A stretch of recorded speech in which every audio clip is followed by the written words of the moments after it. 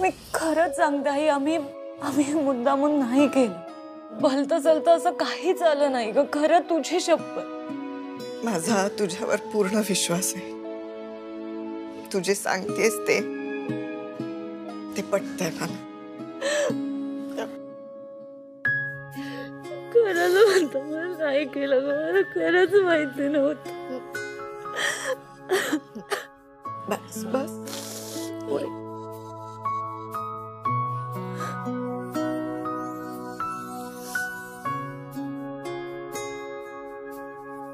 मला सांग,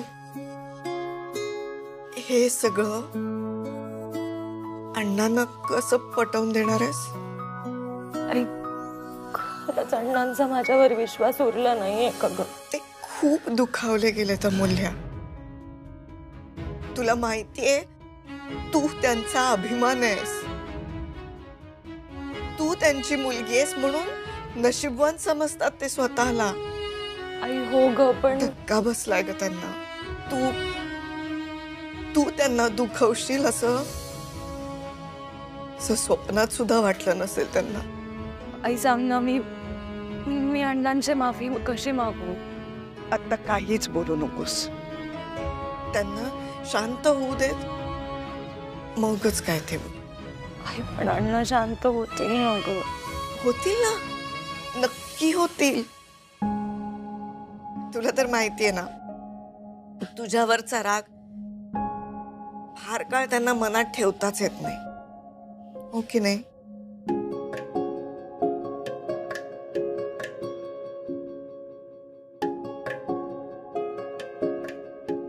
चला आता थोडंसं खाऊन घे. आई नको, मला खरंच भूक नाही. अमूल्या, अण्णांनी काल खाल्लेलं नाहीये. मी त्यांना काहीच बोलू शकले नाही, पण आता तू जर का हट्ट केलास ना तर 2 धपाटे देईन मी माझ्यासाठी. आई पण चल चल चल चल.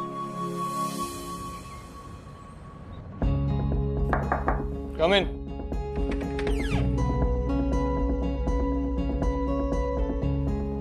सर, इथे साहेब.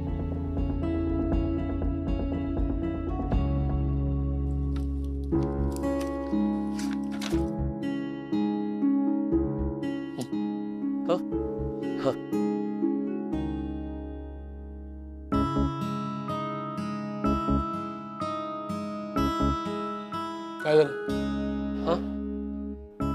काय नाही सर. मग का थांबलास? सर, एक विचारायचं होतं, म्हणजे एक सांगायचं होतं सर. बोल. सर, फोटोज आले मोबाईलवर.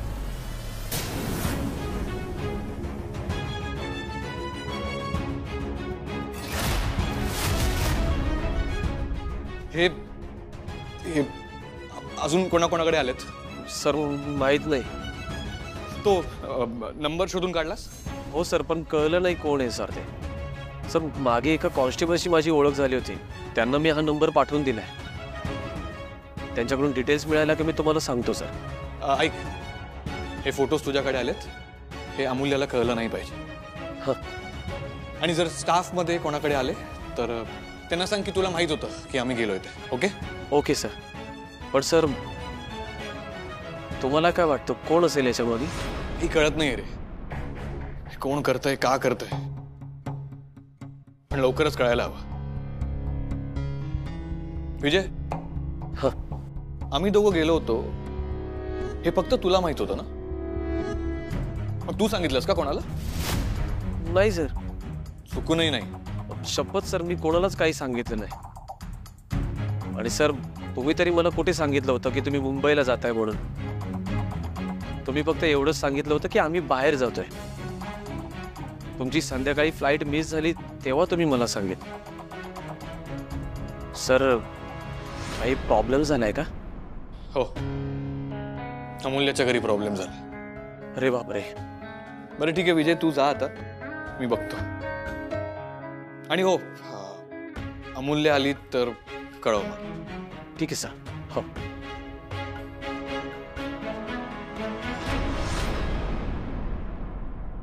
अमूल्या, काय तू गेली नाहीस का आज ऑफिसला?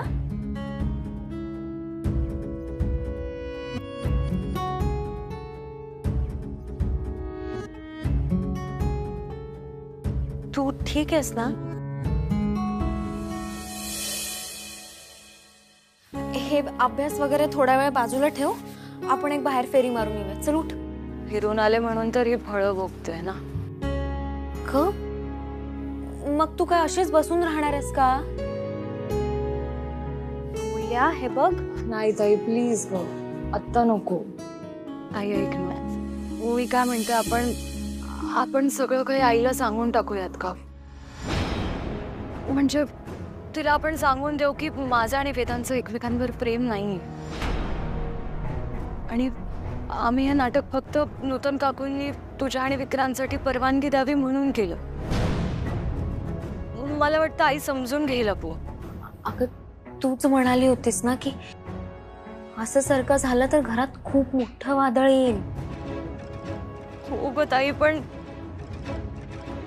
आता काय करू मी? पण जर आईला सांगितलं ना तर तुला असं वाटतंय का की आई अण्णांना सांगणारच नाही? आणि मग मुंबई, नाही नको अमूल्या. हे बघ, आत्ता आपण काहीच नको सांगूया, नंतर बघू ना कसं. ताई अगं, नंतर म्हणता साखरपुड्याची तारीख तोंडावर आली. काहीच कळत नाहीये काय करायला हवं.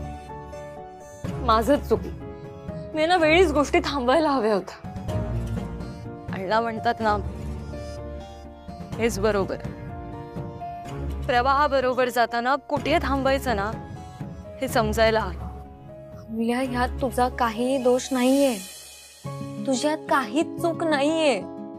काही अगं, अण्णा आत्ताच एवढे चिडलेत. जेव्हा त्यांना ही गोष्ट कळेल की मी आणि वेदांत हे सगळं नाटक करत होतो, तेव्हा अण्णा किती चिडतील ग.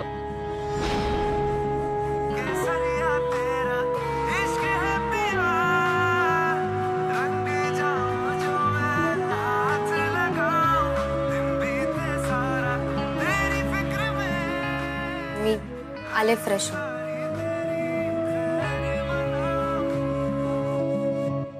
अमूल्या, पिकअप.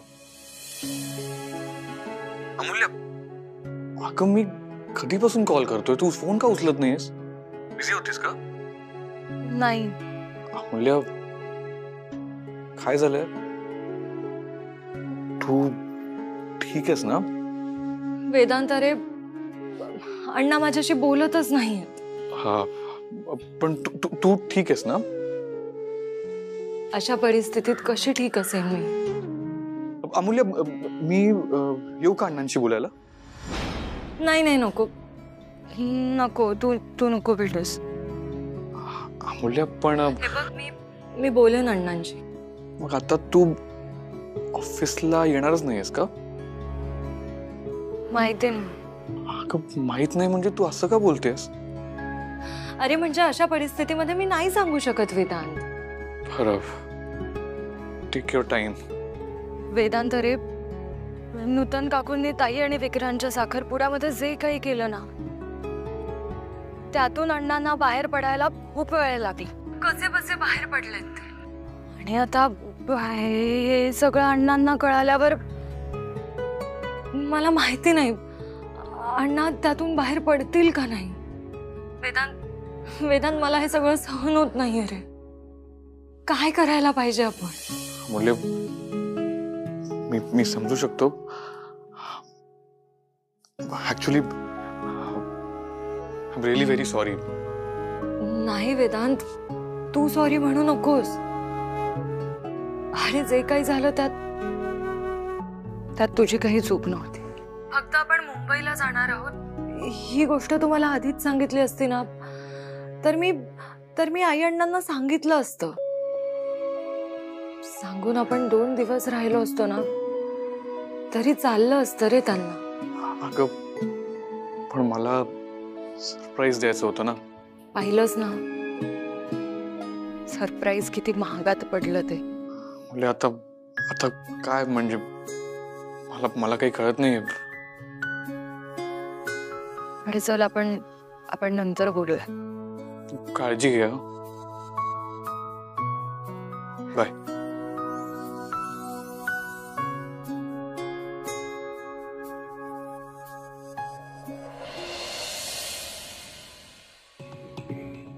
अण्णा, मला बोलायचं होतं तुमच्याशी.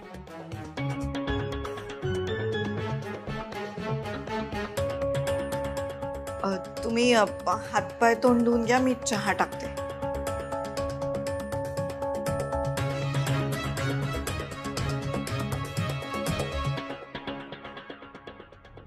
आई आई अगं तू तरी सांग ना अण्णांना. तू त्यांना म्हणाव की मला चापकाने मारा, मला वाटेल ती शिक्षा द्या, पण प्लीज गाई. हा बोला, नको ना ग. मूल्या, अण्णांचा राग गेल्याशिवाय अण्णा कोणाशीही बोलतील असं मला तरी नाही वाटत. खरंच त्यांचा राग आधी शांत होऊ देत बाई. आई अगं ताईचं लग्न 2 दिवसांवर आलंय ग. तिचे आता ह्या घरातले खूप कमी दिवस बाकी आहेत. आता तूच मला सांग, हे घरात असं वातावरण असल्यावर अशा अवस्थेत आपण तिची पाठवणी करणार आहोत का?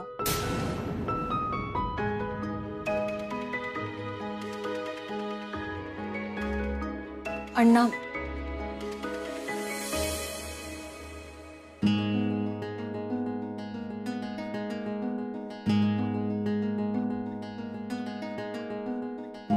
मला माफ कर अण्णा. माझ्याकडून खरंच खूप मोठी चूक झाली.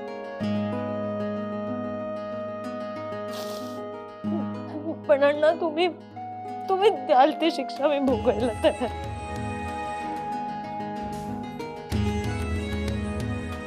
अण्णा मी कुठलंही कारण देत नाहीये, पण 2 दिवसांवर ताईचं लग्न आहे. आपण सगळ्यांनी तिला हसत खेळत उत्साहाने निर्विघ्नपणे हे लग्न पार पाडायला हवं ना. तुम्ही वाटेल ती शिक्षा मला द्या, मी भोगायला तयार. आधी ते डोळ्यातलं पाणी पुस.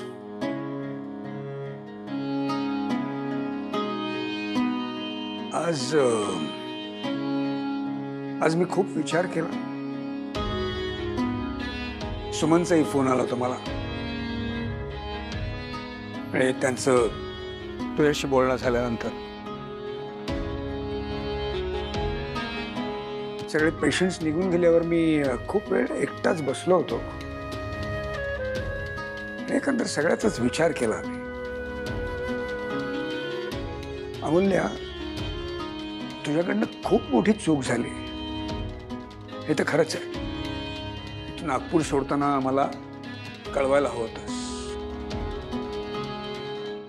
एक साधा मेसेज तरी करायला हवा होतास तू. म्हणजे हे सगळं वेदांतने तुला सरप्राईज देण्यासाठी केलं होतं, आमच्यासाठी नाही. त्यामुळे ही चूक, ही अक्षम्य अशी चूक आहे. आणि काय म्हणजे मी यासाठी तुला काय शिक्षा करू? घराबाहेर काढू तुला, तुझ्याशी बोलणं सोडू, घरात कोंडून ठेवू तुला? पण हे सगळं करणं तर मला जमणार नाही, आणि तुलाही चांगलंच माहिती आहे. आत्ताच तू म्हणालीस की 2 दिवसांवरती आरतीचं लग्न आलंय म्हणून. आणि लग्नघटिका हळूहळू जवळ येते, आणि एका बापासाठी आपल्या मुलीचं लग्न ही काय भावना असते हे तुम्हाला नाही कळलं. काय 2 दिवसांनी आरती आम्हाला सोडून जाईल, त्यानंतर तुझंही लग्न होईल, तूही सासरी जाशील. मग काय, आम्ही दोघंच. आणि तर राहिला प्रश्न तू वेदांसोबत मुंबईला गेलीस त्याचा.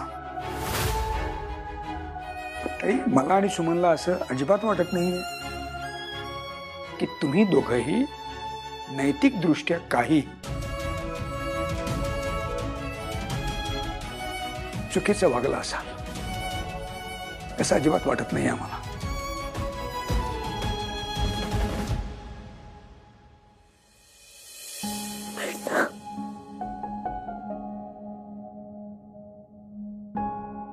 शांत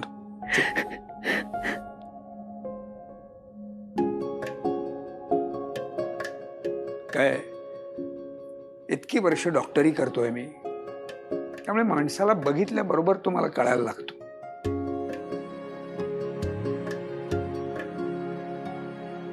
तर सांगायचा मुद्दा हा की माझ्याकडे अशा अनेक केसेस येतात लग्नाआधी मुली गरोदर असल्याच्या. आपल्या मुलींनी आपल्याला फसवलंय या भावनेने त्या मुलींचे आईबाप हवालदिल झालेले असतात अक्षरशः. तर या सगळ्यामध्ये मला प्रकर्षाने एक गोष्ट जाणवली, ती म्हणजे अशी की या सगळ्या मुलींमध्ये आणि त्यांच्या पालकांमध्ये एक प्रकारचं अंतर निर्माण झालेलं असतं. दोघेही एकमेकांपासून दुरावलेले असतात आणि या सगळ्यामध्ये दोष दोघांचाही असतो, म्हणजे मुलींचाही असतो आणि त्यांच्या पालकांचाही असतो. आपल्या आईवडिलांना काही समजणारच नाही असं वाटत तसं त्या मुलींना, आणि कधी कधी ती खरंही असतं, म्हणजे समजतही नाही. पण यावरनं मला असं वाटतं की ज्या घरात संवाद असतो मुलांमध्ये आणि त्यांच्या पालकांमध्ये, त्या घरातली मुलं आपल्या मर्यादा आखून घेतात.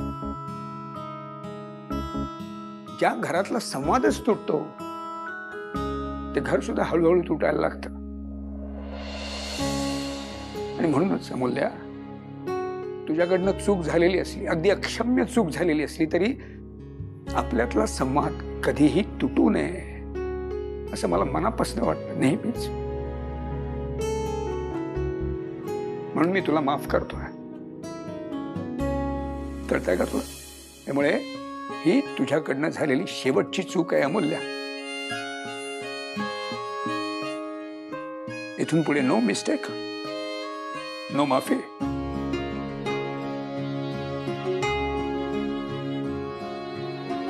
ह्यापुढे असं नाही होणार आहे.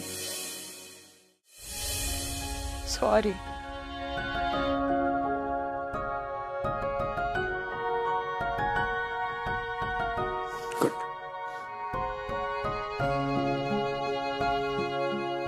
वेदांत, अरे ये ना, आत ये.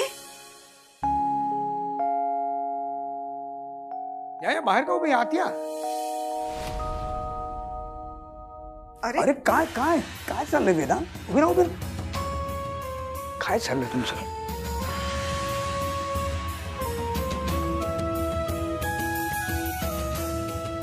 शांत शांत वेदांत. काय अण्णा, हा वेदांत वानखेडे ना बाहेर खूप स्ट्रॉंग बनून फिरतो. म्हणजे एवढं की लोकांना वाटतं माझ्यात इमोशन्सच नाही आहेत. पण अण्णा तसं नाही आहे. म्हणजे मी कोणाला सांगत नाही, मी बाबांना खूप मिस करतो. आणि आता मी तिथे उभं राहून तुम्ही जे बोललात ना ते सगळं ऐकलं आणि मला कळतंय मी काय गमावलंय ते. अण्णा, आय एम सॉरी. पण या सगळ्यात अमूल्याची काहीच चूक नाहीये. चूक माझी. हे बघा वेदांत, मी अमूल्याला माफ केलेलं आहे आणि तो तुम्हालाही माफ करतो. पण एक लक्षात ठेवायचं वेदांत, त्यामुळे तुम्हाला जी काही सरप्राईज द्यायची असतील ती द्या. कुठे तिला फिरायला घेऊन जायचं असेल ते जा. फक्त ती सरप्राईज फक्त तिच्यासाठी असू देत, आमच्यासाठी नको. एक साधा फोन करून कळवत जा. नाहीतर बघा आधीच तुमच्यामुळे ती खूप रडलेली आहे हा. आणखीन रडवाल तिला आता. बापरे अण्णा, नागपुरात पूर येईल असं वाटतंय. हो मग काय. किती पाणी भरलंय डोळ्यात. वेदांत, बर वेदांत, आता जेवूनच जायचंय हा. हो हो हो. अहो नाही नको, मी निघतो. यावेळी मी ऐकणारच नाही तर हीच तुझी शिक्षा आहे असं समज. बर, इतकी गोड शिक्षा मिळणार असेल तर मी ही शिक्षा भोगायला तयार आहे.